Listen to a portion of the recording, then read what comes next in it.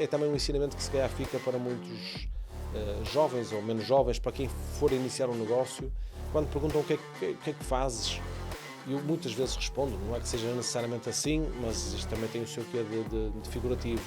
E eu costumo dizer que o que eu mais faço é analisar, identificar e mitigar riscos. E um dos riscos que muitas vezes é desconsiderado por quem avalia o seu próprio negócio é o risco de depender muito de um ou dois clientes. A lei de Pareto, que é o que eu também gosto de trazer, lá tem a ver com conhecimento clássico, mas como ele se mantém a proporcionalidade dos 80-20, tem este lado. Nós sabemos que 20% dos nossos clientes vão sempre valer 80% do negócio. O problema, desde Perry Marshall que veio explorar isso, é que isso acontece repetidamente. Portanto, se nós pegarmos nesses 20% e os formos dissecar, também lá dentro, há 20% desses que valem 80% desses 20%. 4%. 4%. 64% para 4%. 64%, ou seja, tu no limite, admitindo esta linearidade, tu vais ter 4% dos teus clientes valem-te 64% das vendas. E o que tu tens que perceber é que em alguns negócios 4% do número de clientes é um cliente. E quando tens um cliente que vale 64, 2/3 das tuas vendas, significa que se tu não tiveres o cliente não tens negócio. E tu tens que estar preparado para aceitar esse risco. Há empresas que o fazem e dizem, ok, mas eu já tenho a almofada financeira para indemnizar toda a gente e fechar amanhã se for preciso. O que eu nunca vi acontecer foi, apesar de ter isto, ter a decisão de o fazer. Do ponto de vista legal, nós damos todo o incentivo para que qualquer empresário conduza o seu negócio até o momento de estourar mesmo. Não há nenhum incentivo para que ele o faça no dia D-1. Não há nenhum. Porque ele tem reversão fiscal pessoal. Portanto, ele se fechar o negócio, vai ter que pagar os impostos em nome pessoal da empresa porque há reversão. Os avalos bancários são ilimitados. Portanto, uma pessoa, o seu aval bancário não está limitado. Um empresário dá um aval bancário ao banco e o valor que terá que pagar não é ao fim, é o total da responsabilidade. Pode ser ilimitado, enfim, o limite pode ser limitado. O limite pode ser limitado, são os paradoxos. Mas, enfim, em tese pode ser 10 vezes maior do que a sua capacidade patrimonial. Ou seja, o sistema não se basta com a exaustão patrimonial do empresário.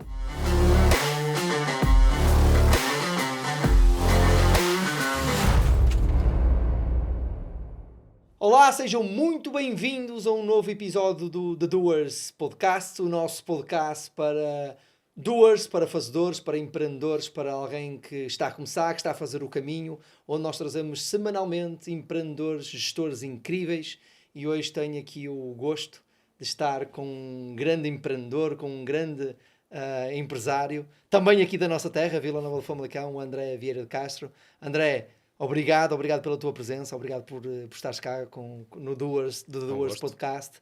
É um prazer enorme estar ter-te aqui, porque naturalmente tenho ao longo, desde o meu momento para empreendedor, tenho acompanhado o teu percurso, vejo as coisas que foste fazendo ao longo destes anos. Lembro-me de uma mini palestra que assisti tua, e eu acho que foi nesta sala, curiosamente nesta sala, em que era um espaço ainda do Made-in, onde fazíamos aqui umas sessões, umas talks, e acho que curiosamente foi nesta sala. Se não foi no do segundo andar, foi no do primeiro andar. Lembro-me, foi a primeira vez que eu te ouvi falar, em que tu vieste partilhar o teu conhecimento com os empreendedores que ali no ano de 2016 estavam a começar. Sim. E eu estava inserido nesse lote, foi aí que eu te conheci. Naturalmente depois comecei a acompanhar o teu percurso, e aqui até pela nossa depois ligação no ecossistema nos fomos acompanhando. Por isso, para mim foi muito lógico hoje estares aqui, portanto era um convite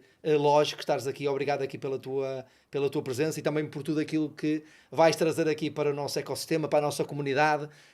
O nosso objetivo aqui com este podcast é passarmos as histórias dos empreendedores, tal e qual como elas são, sem bullshit, sem sonhos cor-de-rosa, sem contos de fada, trazer a realidade, trazer a brutalidade dos factos, para que os empreendedores que nos estão a assistir entendam quais são as etapas, quais são as jornadas, e que no final do dia também se sintam um bocadinho inspirados pelo vosso percurso, porque efetivamente são pessoas que, mais do que aquilo que sonharam, mais do que aquilo que quiseram, fizeram acontecer.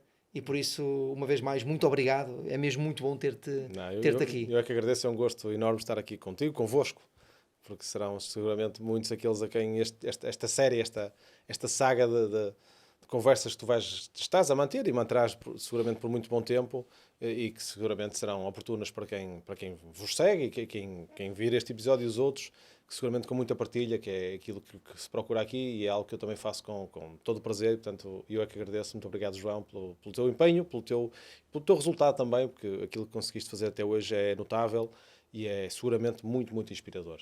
Obrigado também, André. Sim, porque tu hoje, por acaso, estás aqui em frente a uma câmara e está a ficar gravado para todo sempre, porque uma vez na internet, para sempre na internet, mas tu habitualmente fazes isto, não é? É algo que está no teu habitué, está na tua rotina, a tua partilha, até mesmo para pessoas muito jovens ainda, Sim. é algo que fazes muito regularmente. Sim, eu até nem sei se não é isso que eu faço. Ok. E depois, excepcionalmente, faço outras coisas. Porque há semanas em que isso de facto acontece com muita frequência. Sim, na verdade, sempre fui muito motivado por isso. Sempre me senti muito motivado e atraído pela partilha. Talvez também pelo reconhecimento que isso me traz naquele momento, mas sobretudo pela partilha. E eu gosto bastante de estar com públicos escolares, universitários também. Estive já, sei lá, mais recentemente estive na Universidade do Minho, estive na Universidade Portugalense 2 ou 3 vezes, na Universidade de Lusíada, na Faculdade de Economia do Porto, enfim. E depois nas escolas secundárias são dezenas. A semana passada estive na Póvoa de Lanhoso a convite do Presidente da Câmara, também numa sessão muito interessante com todos os finalistas do ensino secundário do município, e tenho estado em dezenas, hoje serão seguramente centenas de sítios, e o desafio é sempre esse, o mesmo que me colocaste hoje, que é partilhar. Não tenho a pretensão de ensinar nada a ninguém, nem é isso que me pedem, muitas vezes na verdade não me pedem nada, e é quando eu fico intrigado, normalmente aí eu começo com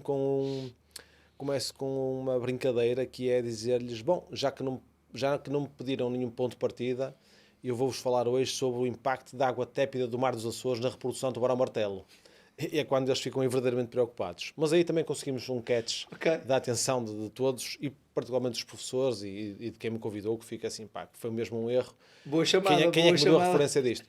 Mas é sempre, digamos, aquilo que é a minha partilha tem duas origens. Uma é o caminho que eu fiz, naquilo que, por exemplo, hoje, que seguramente vamos passar por algumas dessas passagens, e de como é que eu fui encarando, assumindo esses desafios e ultrapassando aqueles que consegui ultrapassar, contornando aqueles que tive que contornar e esbarrando naqueles que não pude mesmo encontrar forma de superar, e alguns que ainda tenho hoje presentemente, desafios fortes na minha vida, mas também dos ensinamentos que eu retirei da minha experiência e de outros, pela pura capacidade de refletir, de parar, observar, mais do que ver, observar aquilo que nos rodeia, e a partir daí com uma abordagem muito clássica, porque eu gosto de pensar digamos, na vida e nas experiências que nos rodeiam, sempre do ponto de vista quer matemático, quer histórico, se quisermos. Há uns anos perguntavam-me a mim, e na altura ao anterior reitor da Universidade do Minho, ao professor António Cunha, o que é que nós achávamos, se era mais determinante ensinar aos jovens mais cedo programação. E nós consensualizámos ali uma resposta e dissemos, não. Ensinem-lhes bem matemática, português e filosofia, e eles saberão toda a vida fazer o que precisarem na vida. E é muito isso que eu gosto de convocar, porque agora na espuma das ondas parece que há malta que adormece sem saber de um assunto e no dia seguinte já fala de CTAs e de LPs e de HPs, mas na verdade sem perceberem o caminho e o racional que está por trás disso, porque é que as pessoas se comportam, a razão do comportamento, as motivações até químicas das pessoas, porque é que as pessoas assumem determinados comportamentos, o que é que está por trás disso, o seu enquadramento social, sociológico até mais do que social. Isso é que é determinante, porque o ecossistema vai mudando, as pessoas mudam, repara, com este fluxo de imigração que temos agora presentemente, não há dúvida nenhuma que o nosso cliente, o nosso consumidor e o avatar que nós tínhamos por preconceito desenhado vai necessariamente mudar nos próximos anos. Vai necessariamente mudar. Portanto, quem for sempre só reativo naquilo que é o ajuste dos seus mecanismos, nunca vai pegar numa folha em branco, tem sido esse o meu último desafio nas escolas. A fotografia final é sempre todos com uma folha em branco, porque representa, digamos, o símbolo daquilo que é o meu desafio, que é aprendam a pensar e depois programar. Programar é uma ferramenta. Programar é uma ferramenta, quer dizer, a análise de sistemas é que é verdadeiramente o segredo de qualquer mecanismo, seja ele social, informático, tecnológico, o que quisermos. Pensar com a folha em branco à nossa frente, isso é que é um enorme desafio, E esse o conhecimento clássico vai ser sempre determinante. Sim, para lá aí chegar. é a diferença entre o ensino e um curso. Sim, se O quisermos pôr ensino, a assim, função é exatamente isso que estás a dizer, que é ensinar os alunos a pensar. tal e qual. Um curso. Sim. Um curso serve para ensinar um aluno a mexer numa ferramenta. Tal e qual. É exatamente isso. Com Eu também concordo muito com Sim, isso. sim. Aliás, eu hoje, enquanto docente, né, estávamos há pouco a Certo. falar sobre isso, eu tento despertar muitos alunos para isso. E muitas das vezes eu saio de assuntos técnicos, landing page e CTAs, para lhes explicar o outro lado. Porque não vale a pena nós sabermos qual é que é o CTA, não vale a pena nós, se nós não entendemos, por exemplo, o consumidor Claro. e o que é que vai funcionar, Claro, etc. claro. É um excelente mote que tu aqui deixaste para aquilo que vai ser a nossa conversa. Okay? Uma boa introdução aqui claramente. Olha, André, naturalmente aqui dentro do nosso ecossistema em Vila Nova de Famalicão, naturalmente dentro do ecossistema empresarial, toda a gente te conhece. Em muitos outros sítios também, em outros ecossistemas também, muita gente ainda também te conhece. Para quem ainda não te conhece, quem é que é o André Vieira de Castro? Pá, mesmo nesses há muitos que não me conhecerão, e de todos os que me conhecem, poucos me conhecerão verdadeiramente. Naturalmente, Porque conhecem naturalmente. uma projeção da minha imagem Certo. ou a projeção daquilo que eu vou fazendo e, particularmente, da parte que eu exponho publicamente. E já tive muito mais exposição em função de outros cargos que fui desempenhando ao longo da vida. O André Vieira de Castro representa o típico jovem que cresceu nos anos 80. Portanto, eu cresço numa família convencional, digamos de classe média, mãe professora de inglês e alemão, pai empresário, e esse DNA de facto está lá desde sempre. Cresço num meio muito feliz, no centro de Vila Nova de Famalicão, num bairro. O Famalicão era uma vila na altura, tecnicamente era Sim. mesmo uma vila, mas na verdade eu morava vivi dentro de um ecossistema que era um bairro, uma rua sem saída, de onde todos os meus bons amigos são todos daquela rua, onde joguei futebol, onde andei de bicicleta, onde a casa dos meus avós é outro ponto de referência muito grande. Há bocado falávamos, tu até desconhecias isso. Portanto, de um lado eu cresço dentro de uma fábrica de bolachas, da outra cresço dentro de um ambiente familiar alargadíssimo e muito ligado a, digamos, quer à fruição por um lado, do lado do meu avô, quer por um lado, repara, a praça municipal, onde está a nossa Câmara Municipal, é a Praça Álvaro Marques, que é o nome do meu bisavô e é o nome do meu filho, porque é o nome também do meu padrinho e avô, Álvaro Gil. E, portanto, porque era vizinha da casa dos meus avós. E, portanto, eu cresço neste universo muito protegido. Eu, digamos, sou uma criança muito protegida, muito inocente, se calhar até hoje, mas muito inocente naquilo que é a minha forma de ver a maldade no mundo, porque cresço num ambiente absolutamente protegido. Quer dizer, faço a escola pública em Vila Nova de Famalicão, todo o meu percurso, até a escola secundária Camilo de Castelo Branco, e depois vou para a Faculdade de Economia do Porto, onde faço o curso de Gestão, e não estive no Porto a viver. Portanto, eu fiquei sempre cá a viver, até que caso já em 2001, portanto, digamos, todo o meu crescimento é dentro deste contexto. Eu joguei futebol aqui, joguei handball aqui, no Famolense Tático Clube, tenho, como é conhecido da malta que está mais próxima de mim, uma paixão grande por desporto que mantive sempre. Joguei futebol, não tão bem como eu gostaria, mas joguei,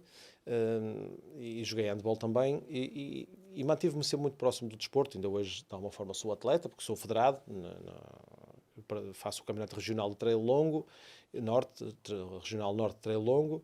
Portanto, ainda hoje sou um aficionado à modalidade. Cresci muito com esses valores, era ao lado do meu avô, que foi presidente do Famolense Tático Clube, o clube, aliás, do qual ainda sou o sócio número 3, ou o associado número 3, por herança dessa posição, e sou desde sempre, também pela mão do meu avô Álvaro Gil, aficionado, associado, dirigente, patrocinador do Futebol de Famalicão, que sigo desde sempre, ainda que eu também tenho uma costela portista que não renego, mas eu só as cores são parecidas, as mesmas, não é? mas só nasci num sítio e acompanho o Famalicão desde os anos 80, e tenho muitas peripécias. E no próximo sábado, enfim, já estaremos no ar depois disso. Espero que na altura em que este episódio esteja no ar, Famalicão já tenha uma Taça da Portugal feminina, que este sábado que vem vamos disputá-la nos Estádios de Jamor, e eu naturalmente lá estarei. Portanto, o André, cresce, faz catequese, faz o crisma, faz tudo isto, cresce muito num ambiente de facto protegido, muito saudável, muito equilibrado, com muitas oportunidades. Mas nasceste num meio empreendedor. Nasci num meio empreendedor, é isso, e eu agora vou falar nisso. Eu acho que cresço num meio muito favorecido pelo mundo que me foi dado, foi possível perceber. Por um lado, pelo lado do conhecimento, Este é o lado mais da minha mãe. Por outro lado, pela mundividência.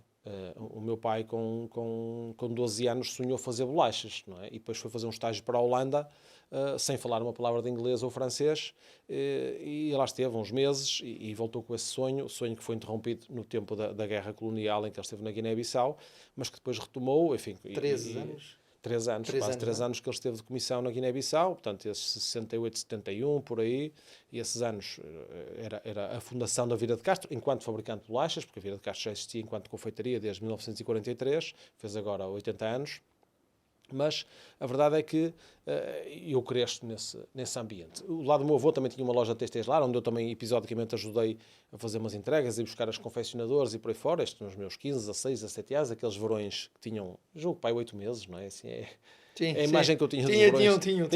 Tinham. A imagem que eu tinha dos verões de antigamente, e depois tive a oportunidade também de ir vivendo sempre as angústias de um pai empresário, porque isto faz-se, como dizia Camilo, em intervalos de muito suor, não é? As angústias de tudo poder correr mal, as angústias dos desafios, de recrutar os primeiros licenciados, de crescimento, da dependência de poucos clientes, que é um negócio que eu depois, quando mudei para este, é diametralmente ao contrário, ou tem sido, porque ainda há uma dispersão, mas isso é também um ensinamento que se calhar fica para muitos jovens ou menos jovens, para quem for iniciar um negócio, quando perguntam o que é que fazes, e eu muitas vezes respondo, não é que seja necessariamente assim, mas isto também tem o seu quê de figurativo. E eu costumo dizer que o que eu mais faço é analisar, identificar e mitigar riscos. E um dos riscos que muitas vezes é desconsiderado por quem avalia o seu próprio negócio é o risco de depender muito de um ou dois clientes. Tu disseste isso, desculpa interromper-te, mas tu disseste isso nessa sessão de 2016. É desse? Bom, disseste exatamente isso. Mitigação do risco, olhando para o número de clientes e a forma como tu analisavas o teu top 10%, para entenderes qual é que era o impacto dentro. Eu lembro perfeitamente de teres dito isso. Se nós olharmos para aquilo que aconteceu na indústria têxtil, por exemplo, com o private label, as marcas próprias, etc., muito do que aconteceu, e mais não aconteceu por força do CITEV e por força de um movimento grande associativo que foi criado em torno das marcas e da criação de valor através das marcas próprias, das marcas próprias marcas do fabricante, não é?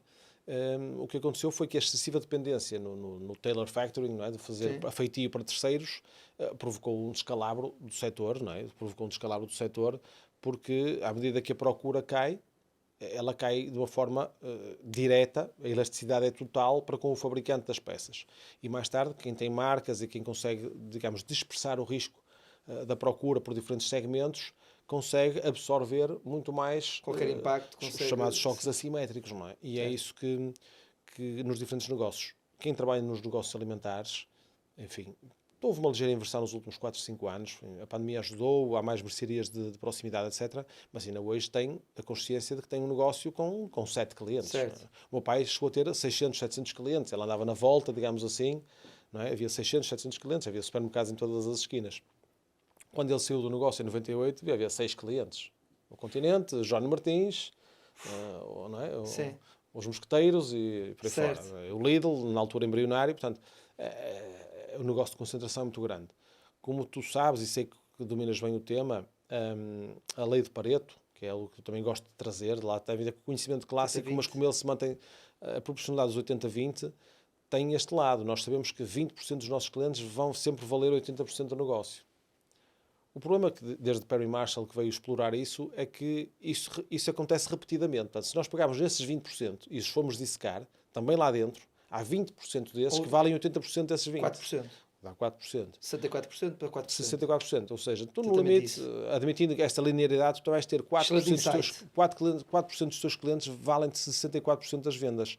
E o que tu tens que perceber é que em alguns negócios 4% do número de clientes é um cliente. E quando tens um cliente que te vale 64, 2/3 das tuas vendas, significa que se tu não tiveres o cliente não tens negócio. E tu tens que estar preparado para aceitar esse risco. Há empresas que o fazem e dizem, ok, mas eu já tenho a almofada financeira para indemnizar toda a gente e fechar amanhã se for preciso. O que eu nunca vi acontecer foi, apesar de ter isto, ter a decisão de o fazer. Porque a melhor decisão, às vezes, é sair. É descontinuar. Porque fazermos de conta, lembras-te com certeza na guerra do Iraque, o ministro da propaganda do Iraque, com tudo a desabar atrás dele e a vender uma notícia falsa de que estava tudo, a guerra estava ganha, etc. Ou como dizia o Toninho Santa Comba, eu invoco muitas vezes o Toninho Santa Comba, os mais jovens, ninguém sabe quem é o Toninho Santa Comba, mas nem tu sabes. Nem eu. Se tu sabes, só não reconheces é por Toninho Santa Comba, porque se tu fores a Santa Combadão e te lembrares quem é a personagem da história portuguesa que nasceu em Santa Combadão, vais chegar à conclusão que estou a falar de António de Oliveira Salazar. E o Salazar dizia, Sim, também mitigando a verdade, dizia: o soldado português não recua, ganha lanço. Okay? Porque era uma vergonha, porque se falava que os soldados portugueses estavam a desertar, não é? Do contexto militar e da guerra, etc. Dizer, não, o soldado português não recua, ganha lanço. Mas às vezes só há uma solução.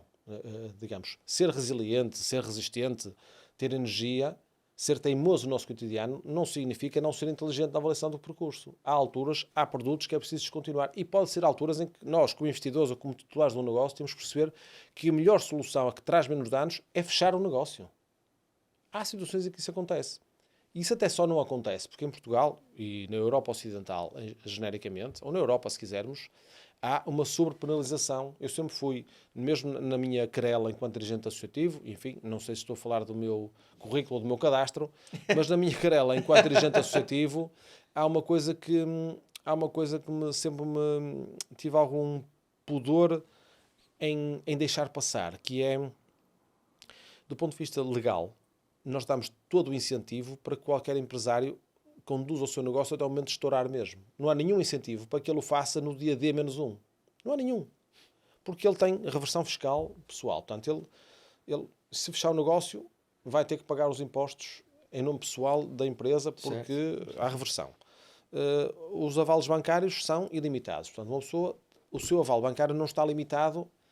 Um empresário dá um aval bancário ao banco e o valor que terá que pagar não é, ao fim, é o total da responsabilidade, que pode ser ilimitado, enfim, no limite pode ser limitado, são os paradoxos. Não, sim, mas, enfim, em tese pode ser 10 vezes maior do que a sua capacidade patrimonial. Ou seja, o sistema não se basta com a exaustão patrimonial do empresário, quer a exaustão patrimonial dos que vêm a seguir a ele.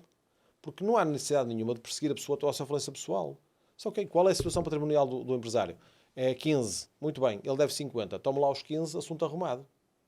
Ponto final. Quer dizer, o que é que adianta perseguir, obrigar à falência pessoal? A maior parte das causas de insolvência pessoal ou de falência pessoal em Portugal derivam de execução de avalos bancários da banca. 60 e qualquer coisa por cento, a última vez que vi essa estatística. O que significa que nós temos muita gente que fica com a vida completamente coartada, não é? E a dos seus sucessores também, porque isto tem um anátema social muito forte. Muito forte. Ao contrário de outros países onde fazem disso um grande ensinamento. É certo que os Estados Unidos também são às vezes um circo.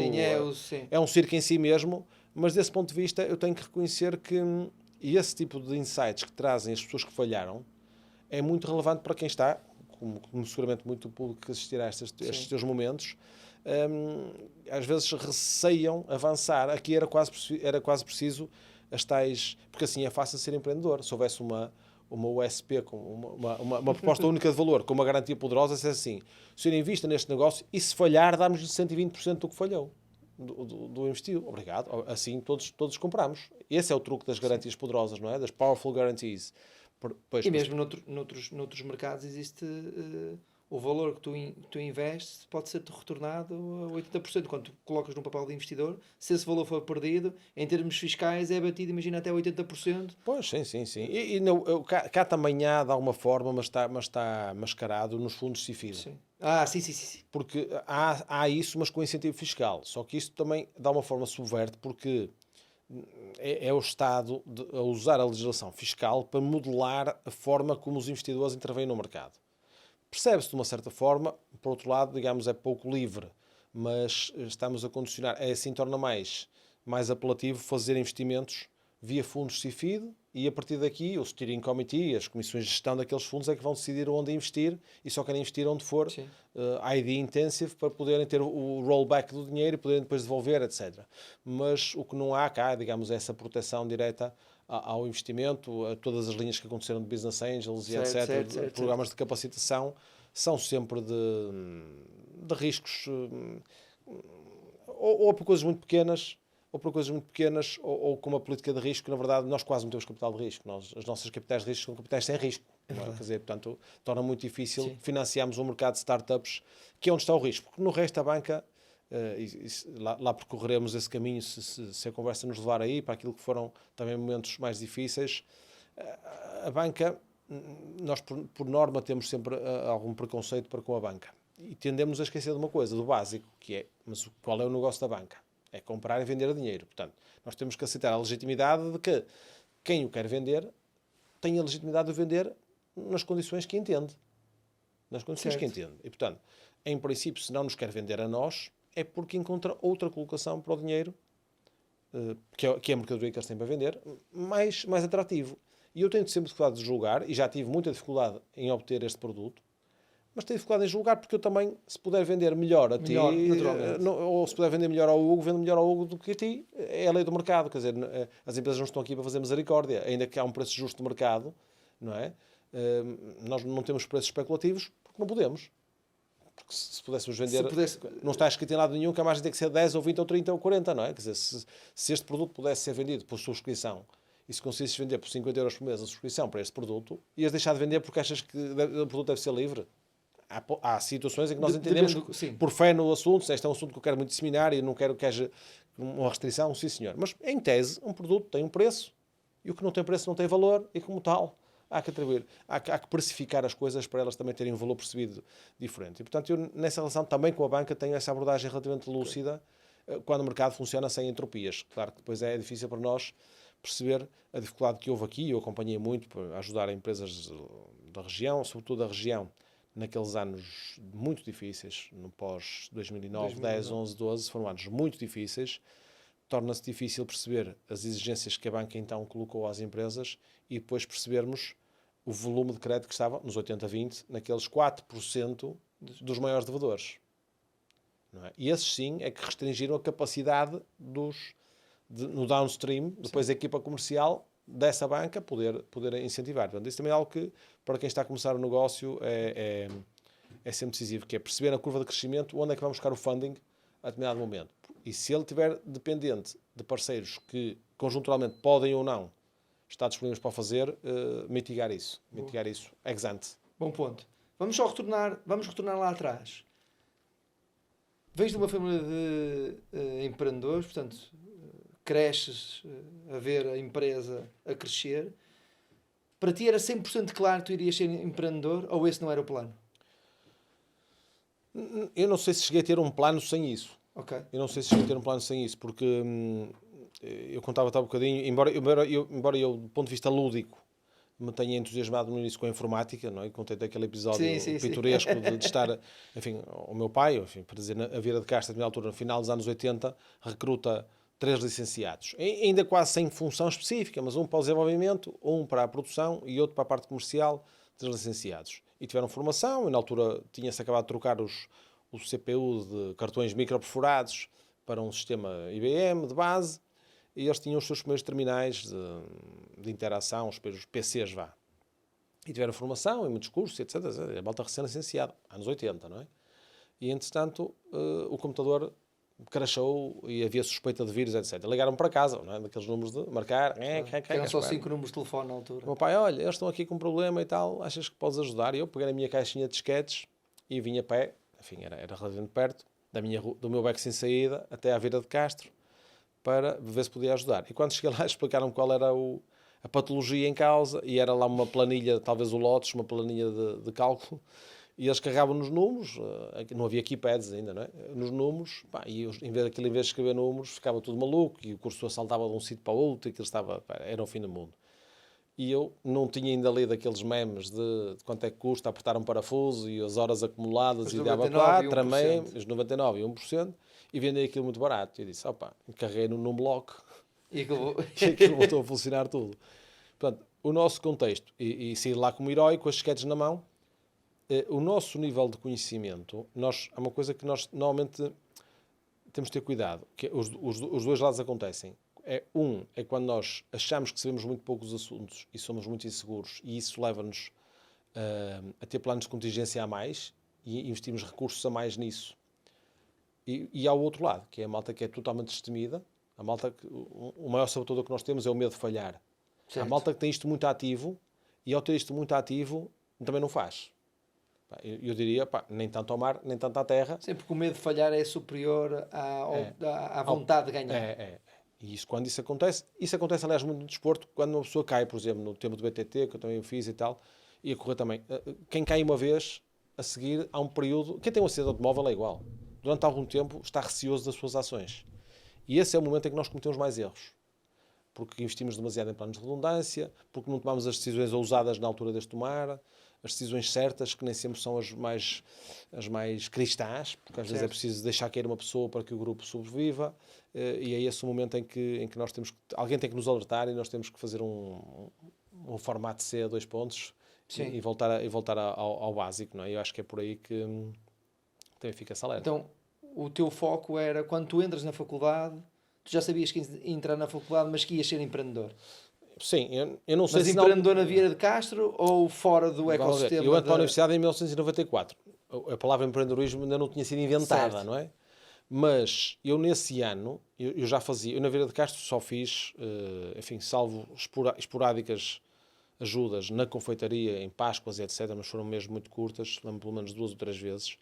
O que eu fazia, e até com bastante prazer, mas com muito sacrifício de energia, era ajudar nas feiras. Okay. Havia cá feiras, havia a Agro em Braga, havia em Coimbra, que não sei o nome, Lisboa também, havia uma outra.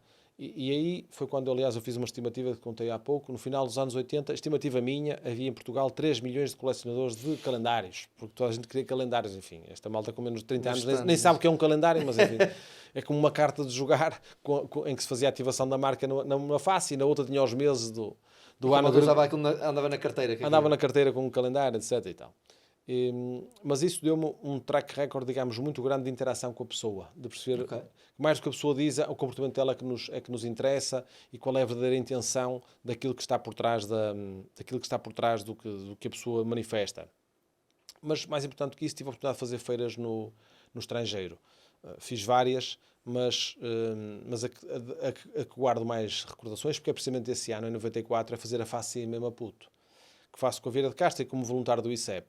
Porque, e quando me dizes, já sonhavas ser empreendedor, assim, na altura não se falava empreendedor, mas quando eu vou como voluntário do ICEP... negócio, né? Mas quando eu vou como voluntário do ICEP, primeiro eu já tinha um negócio, porque o meu comecei cedo na informática, e eu tenho um negócio, tenho amigos meus que depois eventualmente verão isto e que não me deixarão desmentir. Um deles é advogado, outro é engenheiro têxtil, etc., que estavam na Luzida em Famalicão, já havia Luzida em Famalicão, e ainda havia engenharia têxtil, erradamente não há agora, e eu basicamente fiz-lhes do curso. Eles têm alguma dificuldade em aceitar isto, mas eu fiz-lhes do curso, porque eu fiz quase todos os trabalhos, tendo que editar os profundos erros que eles cometiam na análise numérica das coisas, porque fazia os trabalhos em computador. E eu cobrava a página e eles traziam-me. Um morava no meu prédio, no primeiro andar. Esse foi o teu primeiro negócio. E era irmão do meu advogado. E o outro é a licenciatura em engenharia têxtil e hoje tem uma empresa ligada ao comércio de calçado. E esse foi o meu primeiro negócio. Os meus primeiros clientes são esses, a quem eu vendi muitas páginas de produção de trabalhos académicos. Depois, com o ICEP, foi uma experiência que me fez ver a adrenalina que é o problem solving. Quer dizer, ter dados de entrada, ter problemas de várias ordens e perceber que recurso é que tenho e como é que eu vou chegar a uma solução. Nós, dependendo muito do lado do cérebro que nós utilizamos, podemos ser mais racionais, mais emocionais. Os homens normalmente até são mais racionais, as mulheres mais criativas e emocionais, mas todos nós não somos estanques nesta divisão. E eu, neste meu lado, tenho um lado criativo também muito forte, emocional, mas tenho um lado lógico-dedutivo muito desenvolvido. E sempre tive, digamos, essa atração por esses enigmas. E quando estava em Maputo, do lado emocional, guardo, por exemplo, o facto de nós na abertura termos que nos dividir bem, porque de manhã tínhamos Afonso de Lacama e à tarde tínhamos Joaquim Chissano. E na altura, estamos em 94, o clima ainda era quente em Maputo, nunca houve guerra em Maputo, mas o contexto em Moçambique era bastante quente, muito tenso, e esses momentos de diplomacia, de gestão disso e de como é que tínhamos que nos comportar, etc., é algo que também, aos 18 anos, molda qualquer um. E por outro lado, o esforço que foi preciso fazer para que a feira abrisse. porque um contentor ficou retido enfim, no Porto de Maputo. A Facim hoje é na Matola, na zona industrial, mas na altura era mesmo ali, na praia, digamos assim, portanto, na franja da cidade. E já estava tudo dado por perdido. A Bicafé, que ainda hoje o Sr. Gandra, proprietário da Bicafé, que sempre que encontra alguém de Famalicão manda um abraço para mim por causa deste episódio. Eu nunca mais o vi. Desde 1924 estou convencido, julgo que nunca mais o vi. E ele até hoje manda cumprimentos para mim, porque na véspera, um contentor que faltava tinha as máquinas de café da Bicafé, e já estava o caso dado por perdido, como eu já tinha contacto com as hospedeiras que nos iam ajudar no atendimento das pessoas no Pavilhão de Portugal, na Facim. Elas sugeriram irmos até ao Porto ver o que é que se passava e, de facto, conseguimos convencer um daqueles indivíduos que lá estavam de bicicleta, que sabia, ao contrário de toda a diplomacia portuguesa e moçambicana, sabia onde estava o contentor, nos levou lá, conseguimos fretar um caminhão que eu conduzi por 100 metros dentro do Porto, porque o indivíduo não podia conduzir lá dentro, porque é a zona já desalfandegada. Encostámos, deslacrámos um contentor, tirámos máquinas de café de lá de dentro, trouxemos para a Facim, montámos a máquina, deitei-me tardíssimo, dormi 2 ou 3 horas e no dia seguinte lá estava de fato a receber Afonso de Lacama e a tomar café, e tenho fotografias com isso. E diz-me assim, já sabias que era empreendedor? Eu acho que quem passa por estas epopeias fica viciado. Ok. Fica viciado, porque isto tem a ver, eu acho que não se nasce empreendedor, aquela coisa, nasce empreendedor. Eu acho que não. Eu acho que não. Há muita gente que acha que nunca poderá ser empreendedor e amanhã é despedida da empresa onde estava confortavelmente há 20 anos e depois abre uma florista ou uma loja de fotografias ou isto ou aquilo e aí já pedala. O que tem a ver é com a motivação. E há pessoas que percebem que a motivação de fazer acontecer, não necessariamente como empresário, não se é empreendedor só como empresário, mas a adrenalina de empreender, de fazer acontecer... Estava no teu ADN, puxava-te, isso puxava-te. Molda. Okay. E a partir daí nunca mais parou. Foi na faculdade, foi com a construção da barraca na queima das fitas, foi com a construção do carro alegórico, foi com mais 1000 experiências, foi depois na Continental, onde estive a estagiar e me convidaram a ficar e eu fiquei durante 2 dias, porque entretanto comprei, eu e o meu pai, em 99, a Arga Tintas, okay. A empresa é Argacol, mas enfim... Como é que vieste? É isso, como é que tu passas o meu pai, de quase o negócio, entrar no negócio das bolachas? Exato. Há um ano no meio, portanto, o meu pai vende, eu era acionista, porque as sociedades anónimas têm que ter na sua Constituição 5 acionistas. 5 acionistas. Que é uma certa parvoíce legal, porque no dia seguinte... depois podes mudar. Depois, no dia seguinte podes mudar, ainda hoje não percebo qual é o fundamento desta reserva legal, mas enfim, existia, e portanto, na altura... Julgo que eu, talvez um primo meu ou 2 primos meus, do outro lado, seríamos acionistas minoritários e, portanto, houve essa venda ao meu tio. Portanto, à data, a Vira de Caixa só tinha 2 sócios, digamos assim, os acionistas principais, o meu pai, que era o presidente da administração, e o irmão dele, Carlos, que era o mais novo de 4 irmãos. Portanto, havia aqui alguma diferença etária e, enfim, por processos vários aliás, na altura, nós desenvolvemos uma teoria, de que eu depois não vinha praticar, de que uma sociedade tem que ter no máximo 2 sócios, sendo que um está a mais. Era um teorema que se desenvolveu lá em casa e foi um bocado este. Digamos, o espírito de convivência societária não era de longe o ideal e, portanto, provocou-se uma certa fricção e com isso, enfim, houve ali uma opção a fazer, quem compra, quem vende. O meu pai vendeu e, portanto, durante esse ano o meu pai teve alguns investimentos imobiliários. Estamos em 98? Estamos em 98 para 99, que é o ano que eu acabo a faculdade, estava na Continental, e depois de repente aparece-nos esta oportunidade de comprar a Arga Tintas, na altura só com fábrica e instalações em Leiria, e comprámos. O meu pai nunca esteve operacionalmente na empresa, fiquei eu com ele, e ele mais tarde cede a posição dele ao meu irmão, que estava a estudar Engenharia Química na Universidade Nova em Lisboa, por coincidência, e depois em 2003 junta-se a mim e ficámos sócios paritários até há um ano atrás, até que eu vendo a empresa. Ou nós Qual era o sócio que estava mais durante essa jornada? É uma coisa gira porque quando se pôs esta questão da... Nós temos perfis muito diferentes. O meu irmão é um clone do meu pai, do ponto de vista de temperamento, feitio, etc. E eu sou um amor. Ok, Nuno, agora estás a ver isto. Mas o que acontece é que quando se pôs esta oportunidade de vender a empresa, eu... estava convencido que quando eu chegasse ao meu irmão é engenheiro de operações, etc., que ele me ia dizer, esquece, vamos trabalhar, e vira para lá e toca a trabalhar. Para a minha surpresa, ele teve um entendimento diferente em relação ao que seria o futuro dele, o que seria, enfim, porque eu sempre mostrei que, apesar de ter todo o entusiasmo de fazer o que faço, tenho muitos outros interesses e ambições na vida e coisas de que gosto e que gostaria de saber mais, etc. O meu irmão, quem o visse, disse, a vida dele é isto. O que ele quer fazer é isto, e é isso que ele gosta de fazer, e mais nada. Mas ele surpreendeu-me até com uma análise sobre aquilo que é que ele gostaria de fazer na vida. Fiquei satisfeito por isso, mas responsabilizou-me, porque eu estava convencido que ele ia resolver esta difícil decisão, que é propor-nos a vender ou não, e ele dizia não, e pronto, está resolvido. Não tenho que assumir a responsabilidade desta decisão. E ele disse, olha, tenho outras coisas que gostava de fazer, e há uma coisa que eu reconheço, tu é que és empresário, eu não sou. Quer dizer, eu sou o teu sócio, pelos vistos tem 50%, mas não... Pá, operações, etc. É um profundo conhecedor de tudo quanto há.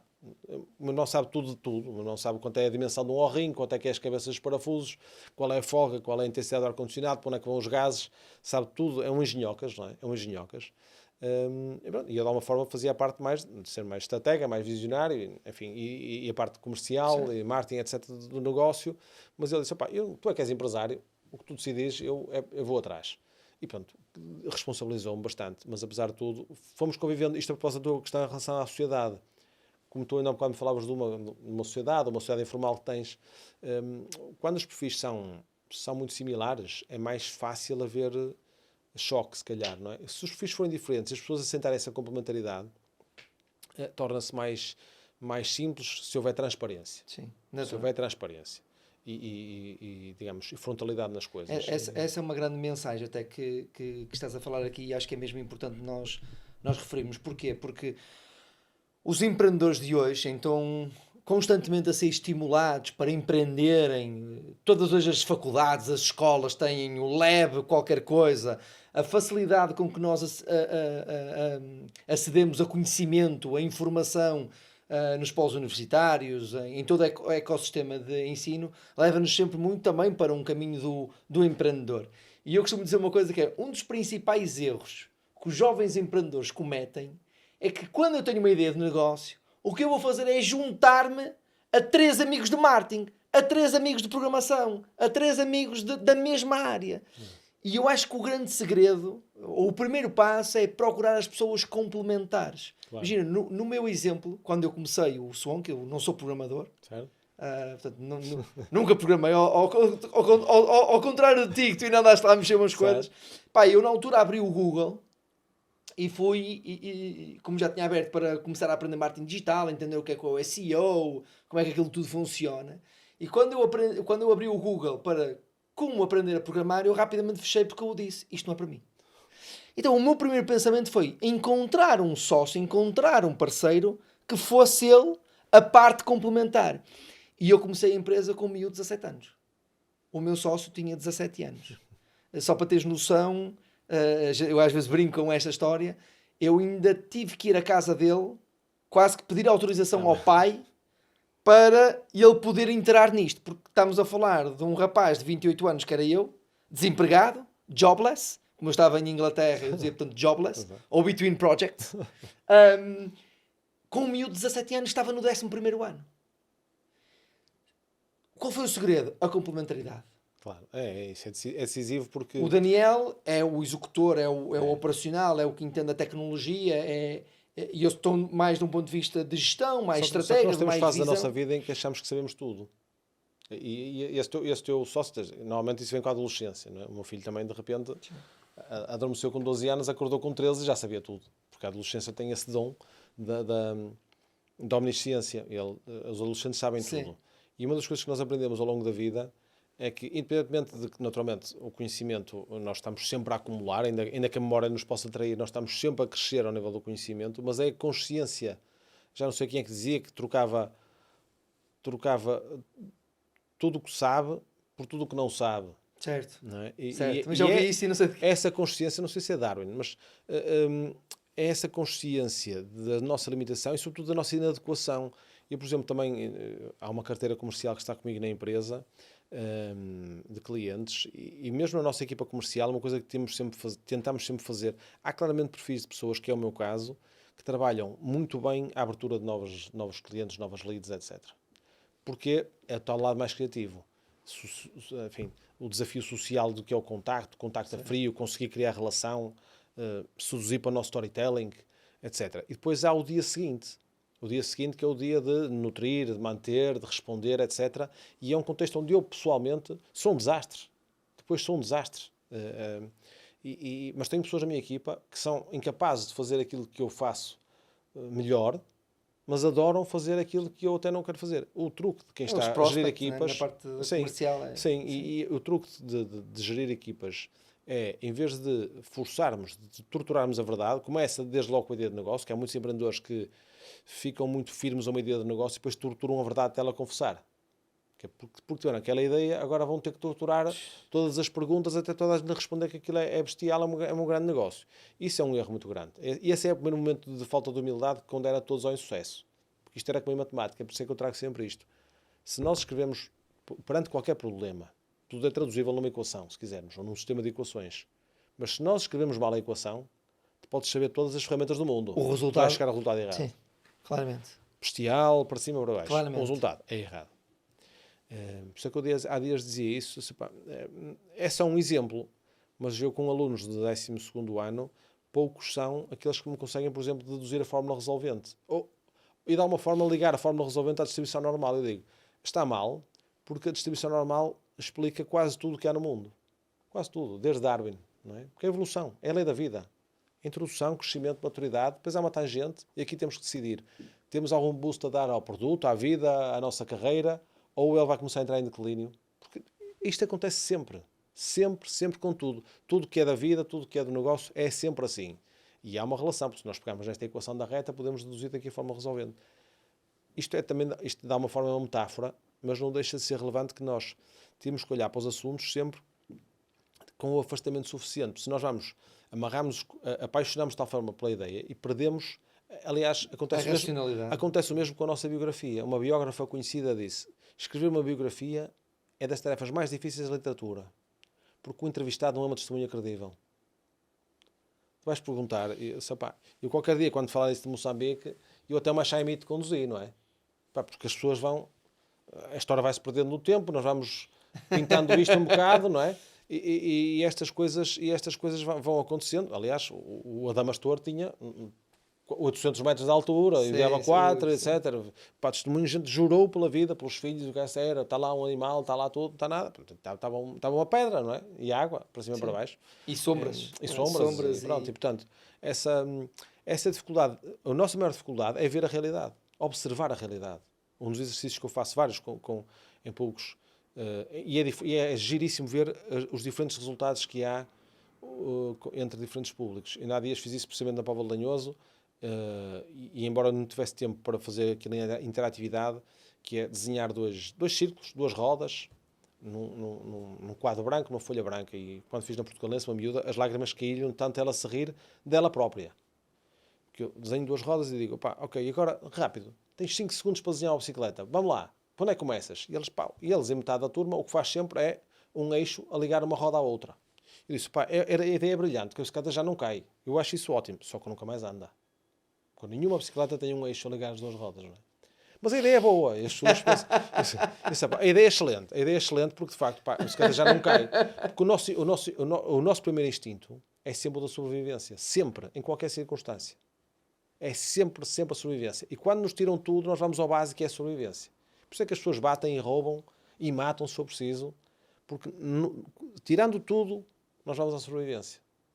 Okay? Casos de canibalismo, isto não é preciso estudar o Sentido da Vida de Viktor Frankl, mas que de facto é um livro que eu recomendo a toda a gente ler, deve ser obrigatório. O Sentido da Vida de Viktor Frankl foi um médico que esteve em Auschwitz e que partilhou o que pensou na altura e o que pensou depois sobre o assunto. Mas se nós não temos...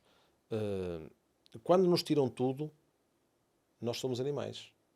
Nós somos animais. Sim. E, portanto, também quando olhamos para o espírito humano e para o sentimento humano, isto das rodas é clássico, porque o que acontece? Nós não observamos. Não é só a nossa capacidade maior ou menor de desenhar, porque eu também ainda estou naquele estágio, o que eu desenho hoje é o mesmo da primária, que é uma casa, que é um quadrado com um retângulo em cima e uma casota igual, sim, mais pequena ao lado.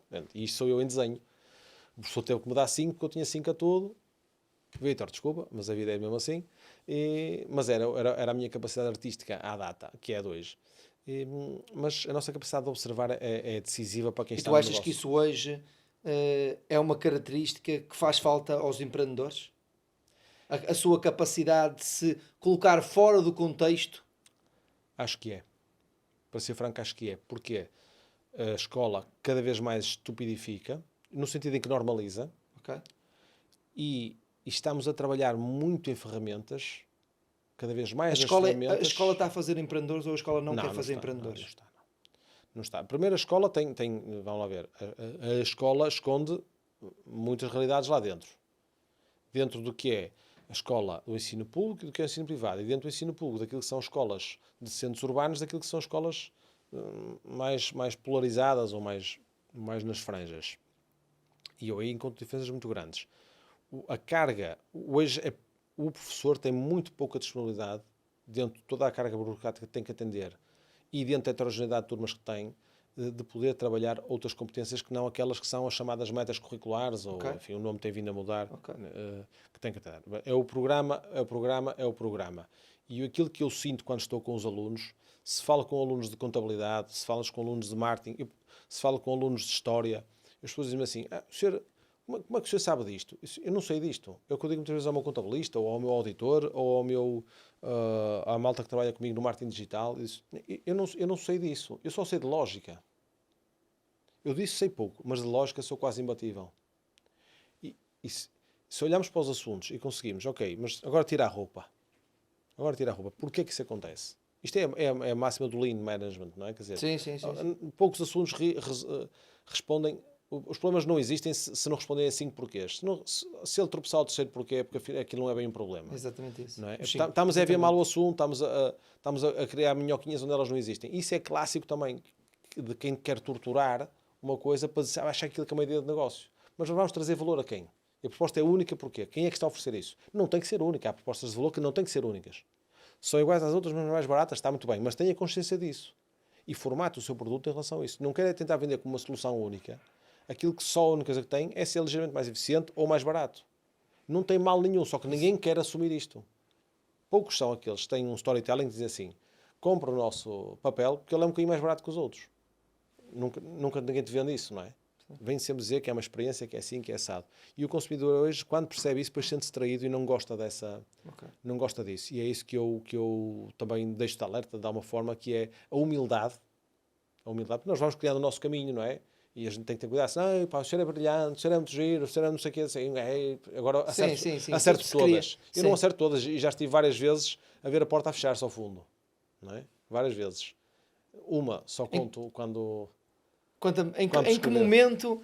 Isso é porque... quando nós criamos um negócio, nós não criamos um negócio a pensar que ele vai falir. Mas... isso acontece durante a jornada. Em algum momento nós ficamos sem chão, e aqui até em jeito de terminarmos, qual foi o momento em que tu sentiste que o chão estava a desabar?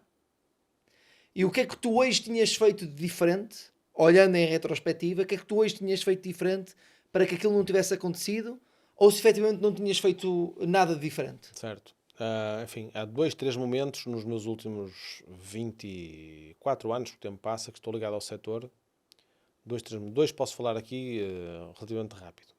Um deles é o pós-crise. Repara, nós temos a chamada tempestade perfeita. Nos anos de 2008, é a crise do Lehman Brothers. Nós levámos a sapatada 2 anos mais tarde, não é? 2010, 2011. Nós, Portugal, e na construção, produtos de acabamento, 1 ano e meio mais tarde, porque a construção trava em 2010, o que significa que em 2011 deixa de se pintar apartamentos, não é? E mais cedo um bocadinho, porque deixa de haver venda de apartamentos pela crise bancária e, portanto, deixam de se acabar apartamentos, deixa de haver renovação, etc. Só que, ao mesmo tempo, a cotação euro-dólar fica um desastre para nós e o preço das matérias-primas, por isso, dispara, porque passa a ser muito mais apetecível vender para os Estados Unidos, porque o programa, o choque monetário que foi aplicado nos Estados Unidos para reagir à crise foi 10 vezes o europeu, o que significa que eles injetaram muito dinheiro na economia, portanto, procuraram estimular a procura e dessa forma os preços subiram lá. E ao subirem lá, as matérias-primas, mesmo as europeias, mais depressa eram vendidas para os Estados Unidos do que para a Europa, o que fez com que nós tivéssemos ao mesmo tempo uma dupla armadilha para chegarmos ao tal break-even, que é, por um lado, os preços das matérias-primas dispararam, mas dispararam 30%, 40% overnight. Logo, o nosso break-even dispara para uma procura que caiu 30%. Portanto, a gente, para crescer no break-even 30% ou 40% de faturação, para uma procura que baixou 30%, significa que tens que duplicar a tua cota de mercado. Logo, tu estás condenado a perder dinheiro. Portanto, nós fizemos cenário A, B e C. A, pequenos ajustes, B, grandes ajustes, C, preparar para fugir. foi assim que fizeram também as grandes empresas do nosso setor, que é fazer contas se o melhor cenário não é mesmo fechar isto. Nós não fechamos, alguns se sobraram. A nossa maior aquisição foi feita nessa altura. Foi quando comprámos as instalações de Vila Nova de Famalicão. Esta fábrica onde nós estamos hoje, ainda hoje é sede social da empresa, é resultante da insolvência de um antigo concorrente nosso que não... Porquê?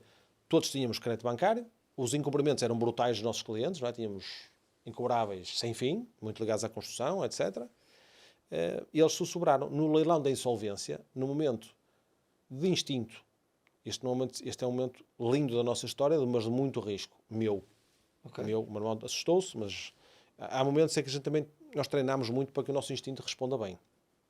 E no leilão, onde nós íamos comprar um equipamento, onde eu estimava gastar 5.000 euros, se aquilo subisse muito, saímos lá a gastar centenas de milhares de euros a investir nesta unidade. Muitas centenas. Que não os tinha. Acreditei foi que, e acreditar com tanta força e com tanta demonstração de valor naquilo que eu acreditava, que num contexto em que a banca estava a tirar linhas, a denunciar contas calcionadas a toda a gente, a banca toda nos apresentou soluções de financiamento aprovadas para nós, com um balanço péssimo, com tudo mal, à data, tudo mal. Autonomia financeira baixa. Mas da vossa empresa ou da outra empresa? Da nossa empresa. Não, já nas tintas. Não, nós compramos as instalações, então nós não compramos a empresa. A outra empresa faliu e nós no leilão compramos o imóvel. Pensei que tinham comprado. Não, compramos o imóvel. Aliás, 40 lotes. Compramos o imóvel, os equipamentos, as viaturas, o estoque, compramos todos os lotes que estavam à venda. E, portanto, foi um investimento massivo e foi um game changer. Mas foi o quê? Foi só essa solução não. Havia uma solução que era planos de contingência, e a outra foi demonstrar à banca que o setor não vai acabar, o setor há de recuperar. Se alguém tem capacidade para, quando isso acontecer, cá estar, ter as suas tropas consigo e estar preparada para vencer, vamos ser nós. E eu tenho que dizer, por isso é que eu digo, a banca tem a sua legitimidade e no dia em que mais precisei deles, eles estavam lá. E eu assumi à frente, porque sinalizei no dia com cheque o negócio do leilão, não é? E vim embora disse assim, não tenho dinheiro nenhum para este cheque, não é? Mas perguntámos um A4, montei um A4zinho, um briefingzinho e disse, este é o nosso plano de negócio para isto. E isto é a prova de bala. Eu tenho a saúde. E o meu irmão comigo. E a gente levanta as pedras da calçada. E a equipa acreditou. Como acreditou, e atenção, 4 anos antes acontece um momento em que eu também fui com o joelho ao chão, parecia o Jorge Jesus do Estado de Aragão há uns anos. 3 de agosto de 2007, é o meu aniversário. Eu estava no Algarve, na meia praia em Lagos, e telefonam-me e dizem-me assim, eu tinha comprado em 2002, final de 2002, meu irmão estava na universidade, um concorrente nosso, que era a Novicor, Sociedade de Revestimentos do Norte Limitada, um projeto lindíssimo. Estavam quase a entrar em insolvência, aí comprei o capital social, fiz o revolving todo do passivo, paguei tudo a toda a gente, despenhorei automóveis, máquinas, foi uma coisa espetacular, ganhamos muito know-how com isso na área industrial. 2002. Em 2007, 3 de agosto de 2007, no meu aniversário, a fábrica ardeu de cima a baixo.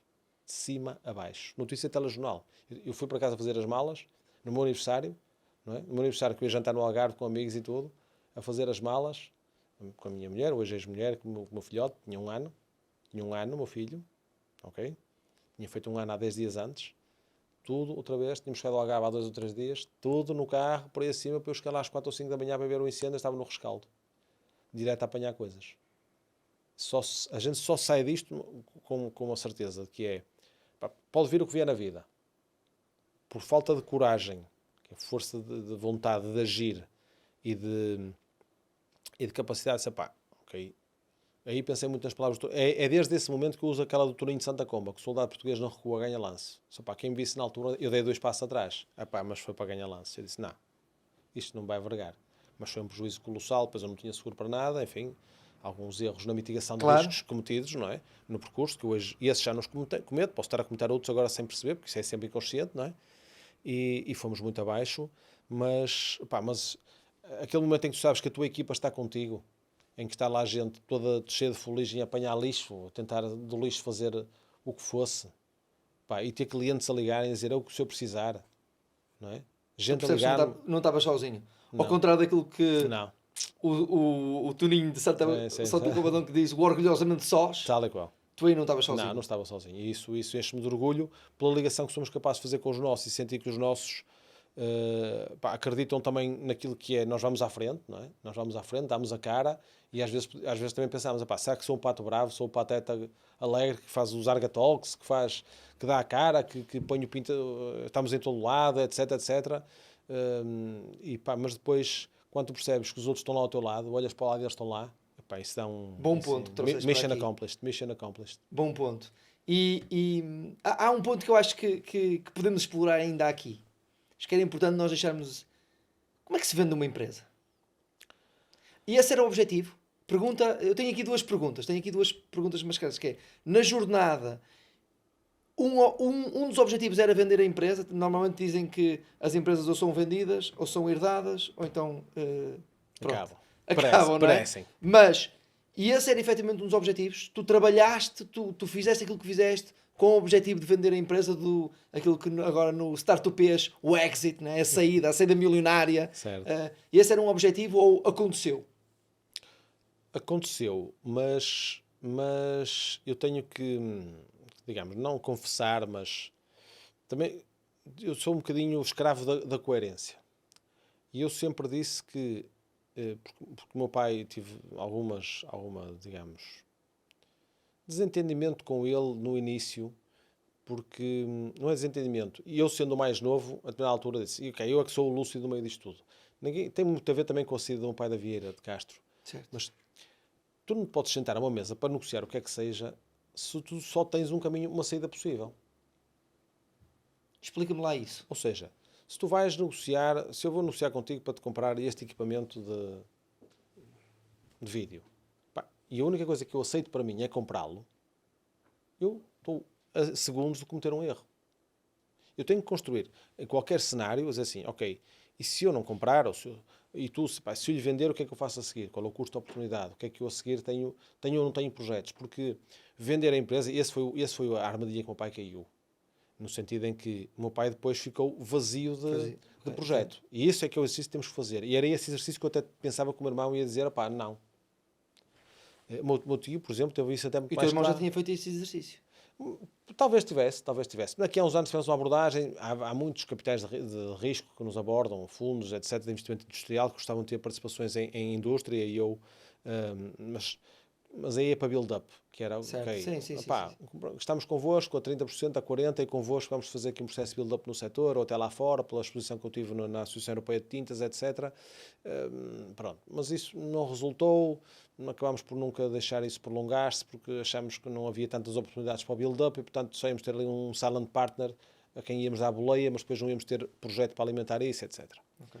Aqui foi diferente, e nós, na tal coerência que é, temos de estar sempre disponíveis para, se aparecesse uma oportunidade destas, pensar, pelo menos com honestidade, que é, ok, sim senhor, se ficarmos, o que é que queremos fazer, com que ambição fazer, porque nós trabalhamos com muita efervescência, muito prazer. Muito prazer. Quando as pessoas dizem, se ainda está na Argatindas, eu gosto tanto daquilo, vou sair porquê? Só por vender a empresa. Se o acionista está satisfeito, quer que eu fique, me convida para ficar, eu vou sair porquê?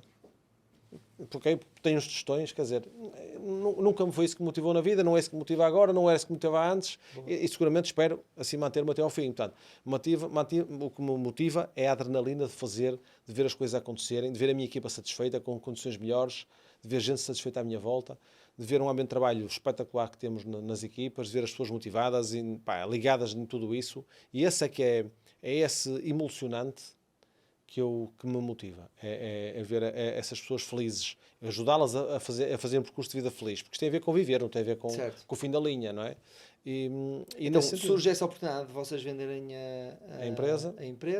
Deve ter sido um processo de... Até nem foi uma due diligence, não. Por acaso não foi, tem a ver um bocado com o perfil do comprador também, ser uma empresa do setor, não é? Porque quem nos adquire é o Grupo Neus, que é uma empresa do setor, portanto, torna-se fácil, como para mim era fácil, como analisei uma outra oportunidade, tipicamente, quer dizer, conhecemos a empresa, vemos os números principais e rapidamente temos uma análise daquilo que a empresa é e pode valer. Portanto, essa due diligence não foi longa, foi aliás muito curta e até relativamente empírica. Digamos, não houve aqui grandes equipas, advogados, isto não foi assim, não foi um processo da NASA, de um lado e do outro, digamos, e também fiz corresponder isso do nosso lado com alguma inocência, se quisermos, mas não estou arrependido disso, acho que percebi que havia honestidade suficiente do lado de lá para nós também não termos que pôr 1001 armadilhas, do nosso lado e, portanto, isso foi um processo que até foi... O grande problema, o grande momento não é... Às vezes empanca-se quando há diferenças enormes na valorização, mas é, sobretudo, na tua motivação, na tua predisposição para aceitares vender. E isso é algo que as pessoas têm que pensar muito, muito bem. Primeiro, quem trabalhar com o objetivo de vender a empresa não é mau em si. Vai trabalhar para a empresa ser melhor, para ela não ter gastos supérfluos, para ela ser lean, para ela ser transparente. A nossa era tudo isto sem nós trabalharmos com esse objetivo. Era assim por definição. 3 bons pontos. Pessoalmente, há um contexto que a mim me fez mudar. E eu não sei se noutro contexto eu teria decidido vender a empresa. E se eu não decidisse não vender, naturalmente o meu irmão não venderia, como já aqui conversamos. Que é o facto, como eu te confessei, não escondo isto, eu sou acusado de 14 crimes. Por facto de ter sido, muitos anos, vice-presidente da Associação Industrial do Minho e ter presidido um organismo de apoio ao empreendedorismo, que era o BIC Minho, Oficina de Inovação SA. E nessa qualidade, porque há suspeitas sobre má utilização de fundos comunitários e erros na contratação pública, eu e mais 125 pessoas, que acho que são 126 arguidos, estou a atravessar esse processo com um julgamento longuíssimo e com os danos que isso traz necessariamente àquilo que é a minha motivação para a vida ou a disponibilidade que eu tenho para a vida, como outros cargos, outros desafios que já me têm feito, não direi políticos, mas para políticos, não é? De associações, organizações esportivas, o Futebol Famalicão, a Associação Comercial Industrial de Famalicão, coisas que eu poderia, por motivação, gosto, interesse e até solicitação de outros, aventurar-me a fazer projetos nesse tipo de organizações. Não posso porque tenho que perceber que enquanto isto existir na minha vida, eu devo alguma reserva nesse tipo de exposição, ao qual eu podia contagiar essas organizações de que gosto, não é? E como tal tenho que me reservar. E isso de alguma forma muda a maneira como eu olhei para esta possibilidade de vender o negócio. Porque eu também tenho que proteger naturalmente o meu filho, tenho que proteger o meu irmão, sobretudo os meus sobrinhos, que são meus filhos, não é? Emocionalmente, e eu também, isso pesou-me, porque eu de alguma forma, esta é aquela parte tipo da Daniel Oliveira, que eu posso me emocionar, mas eu de alguma forma tenho que perceber que isto que me fizeram, que isto tem um adjetivo para isso, mas o facto de eu estar envolvido nisto é uma cretinice, mas isto, enfim, pode, enfim, numa decisão extemporânea que eu não espero nem aceitarei, mas estou preparado para ela, porque não está em causa a minha culpa, mas a minha eventual responsabilidade pelo facto de ter estado e assinado documentos. Ninguém me acusa de roubar, ninguém me acusa de ficar com um tostão que seja, mas está lá, não é? E, portanto, isso pesou muito na forma de eu estar disponível para isso. Portanto, a nossa circunstância pessoal, nós estamos e vivemos felizes em tranquilidade, tem tudo que ver com nós passarmos essa imagem à nossa equipa, ao nosso negócio. Por isso é que eu também pratico desporto, que eu quero estar sempre ativo. Um dos valores que nós temos na nossa empresa é a energia, ou tem elegância, e estes dois valores, junto com outros, presidem aquilo que é o ideário da marca Argatintas e da forma como as pessoas lá trabalham todos os dias. E eu ou qualquer um deles, enquanto eu lá estiver, e mais do que eu estiver, a marca tiver estes valores, eu gostava que qualquer uma das pessoas da minha empresa, onde estiver, são estes valores que ela partilha quando se referir à empresa. E ao dia de hoje tenho ecos que me deixam, às vezes, emocionado. Ver pessoas que me dizem, epá, cruzei-me com um funcionário teu, caramba. Tomara eu que algum dia alguém me fale assim não estamos aí para Parangonas, nós também distribuímos lucros, não há notícia nenhuma. Nós há 10 anos que distribuímos parte dos lucros aos colaboradores, não vejo notícia nenhuma de nossa sobre isso, nem temos mesas de matraquilhos, nem coisas assim à la Google para coisa. Mas temos uma prática de estar próximo e um nível de empatia, que é outro que nós temos muito próximo, que é, estamos lá para as pessoas, compreendemos, aceitamos e a vida tem desses. Grande partilha, André. Obrigado. Grande partilha. Obrigado por teres também trazido isso para aqui, para a nossa audiência, para a nossa comunidade, o bom e o de menos bom que pode acontecer. E tu falaste uma coisa que é, eu posso não ser culpado, mas eu sou responsável. E isto, empreendedores, é um ponto de reflexão muito sério. Sim, sim. Sempre que nós nos metemos no negócio, nós temos que entender a responsabilidade que nós temos quando nos colocamos nesse negócio.